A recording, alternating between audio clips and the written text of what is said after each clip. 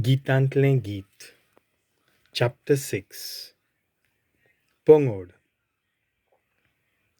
Tuzo mogi khoim म्हूण gelo, Ostoream moden sundorê, Tujea vangdda आमी taka sôdunk, Khoinchean म्हूण Tujea mogean marli zait, okol. Mhozo mogi sambarachea mosaleachea molleant, त्या porsant aplo hind चोरोवंक आनी कोणेलां पुंजावंक देंवलो.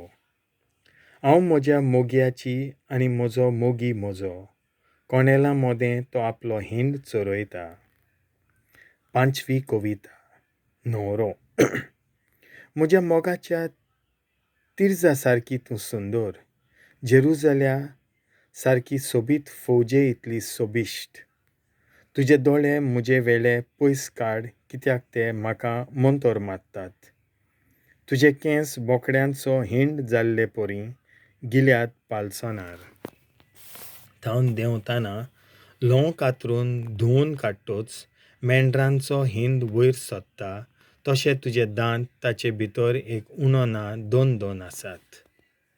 बुरक्या भितरल्यान तुजे पोळे दालमाचीं 2 अर्दां.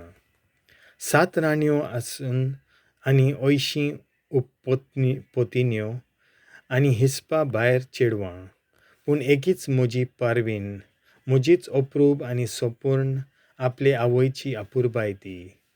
तिका जल्मा हाडलोली तिचे आवडीची ती. चेडवांनी तिचेर दोळो मारलो आनी तिका परबीं दिलीं. राणयांनी आनी उपपोतिनींनी तिची स्तुती केली. फांत्या भाशेन उदेता, चोंद्रिमा भाशेन पोरजोळटा, सुर्या भाशेन लोकलोकता भावटे उबोवन, एक लस्कोर कोशें तांच मारता ती कोण? गोलांत फुलां फुल्यांत जाल्यार, दाकां मोळ्याक कोमऱ्यो आयल्यात जाल्यार, आनी दालमां झाडां चुनवरल्यांत जाल्यार, पळोवंक फळां दित्या मोळ्यांत हांव देंवून गेलों. पूण म्हाका कळटा म्हजो आवडो साकार जालो. म्हजो कुंवर एके रोतगाडयेर म्हजे कुशीक बसलोलो मेळ्ळो. देवाचें उतर हें.